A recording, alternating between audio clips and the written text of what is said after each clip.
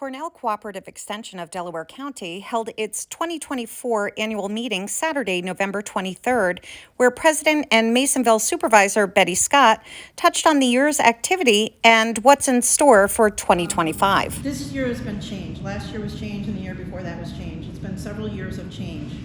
And changes of changes that were made and then changes again. And change is always hard. Nobody likes change. We like the comfort of what we know and what we're used to. So when changes happen, they're hard. And then changes happen the way they've happened this past year, they are even harder.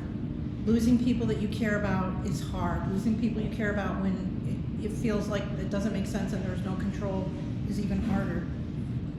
That's why the decision the board made when they chose an interim director was to choose someone who had knowledge of extension, which Nancy has. She has many years with Pennsylvania's extension.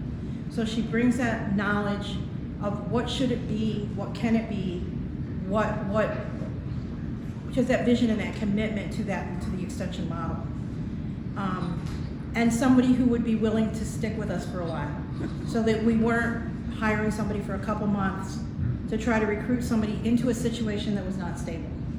So Nancy has graciously agreed to serve with us until another year, until November 1st of 2025, which gives us that stability and time to work through these changes, to build back the teams, to give us the position to be in, to hire a new director who comes into a stable, organized system, not coming into a system that's already somewhat dysfunctional.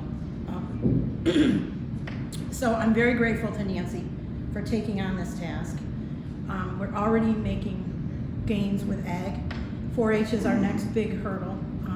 Finding that next 4-H team lead with the vision and the commitment to serve that program and serve our 4-H members and volunteers will be a big focus in the beginning of this year. We also plan to start in January the official search for an interim director, or for a permanent director. That typically takes at least 6 months. So by the time you identify the job description, get it posted, start your candidate pool, you follow through with your interviews, there can be as much as 3 months from the time we offer, because they have to transition out of the role that they're in. So the soonest we would be seeing any person in that seat would probably be late summer. But if we don't start in January, we won't be where we need to be, so that Nancy can return to her life of retirement.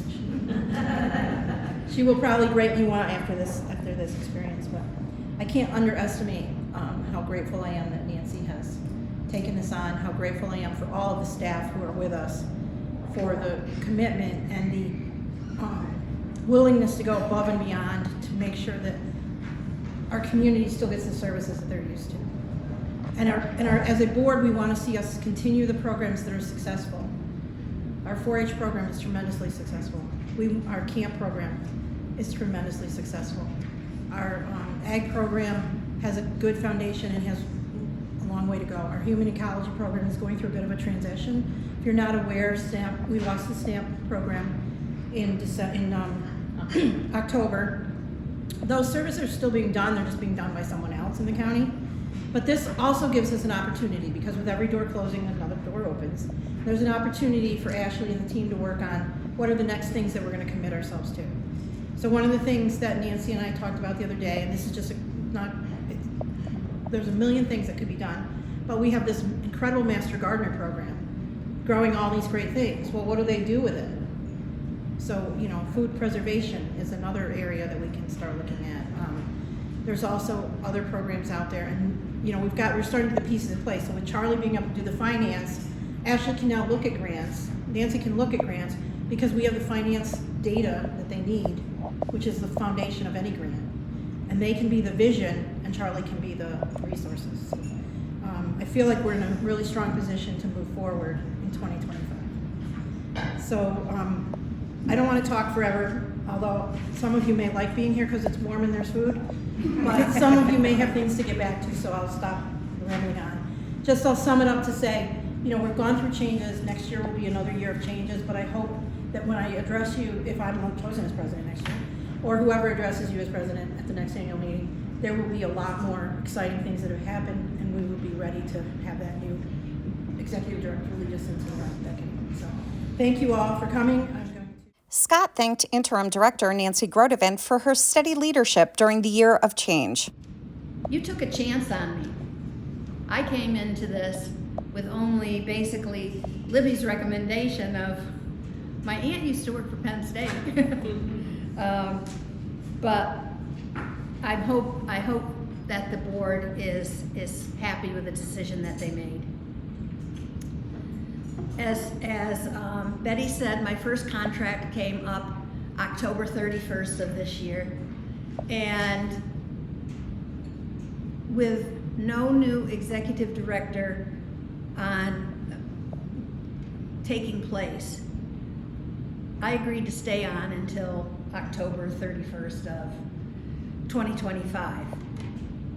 Now, but I made it clear to them at that meeting that they had to make an earnest effort January to start looking for that person. So Brad Taggart said, well, if you have a contract, how are we gonna break the contract? And I said, Brad, if you find somebody, kick me to the curb. I don't have to be here, but I will be here to help that person learn the ropes if they don't already know them. And you ask the question again, why did she do this? Why is she doing another year? It came to the point where I started thinking, if I leave and we don't have a new executive director on board yet, it's just gonna be putting us back into the same situation that we were in when I came in. So I just can't imagine somebody coming in and learning the behind the scenes stuff that so many people don't understand, of all the things that go on with the job.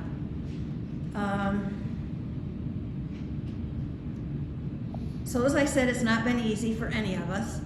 It hasn't been easy for the board. It hasn't been easy for the issues committee. It hasn't been easy for the staff. But I personally am so appreciative of everybody who's offered me a kind word, support, and the encouragement that I needed to get this far. So thank you. In this year, in 2024, Lindy Taggart, who unfortunately is unable to be here, was the recipient of the Friend of Extension. So she came into the office earlier this week, and we presented her with her certificate and a nice plant that says 2024 Friend of Extension. And we wanted to just share a few words about her and why we chose her as the Friend of Extension for this year.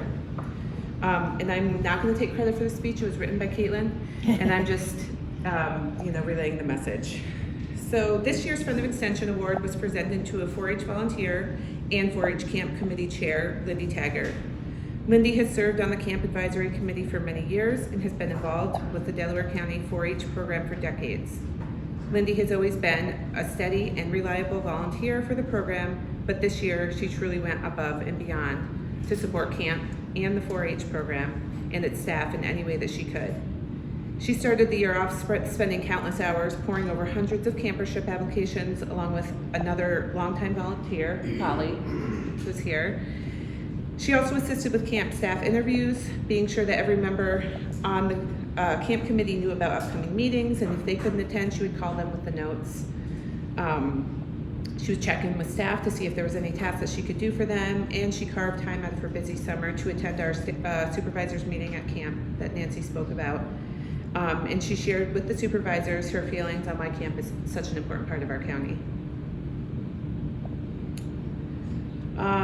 Additionally, Lindy is a huge supporter of public presentations and many other 4-H programs.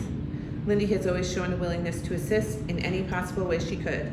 A perfect example of that is when the 4-H staff approached her with the opportunity to be one of the first ever co-superintendents of the 4-H youth building at Fair.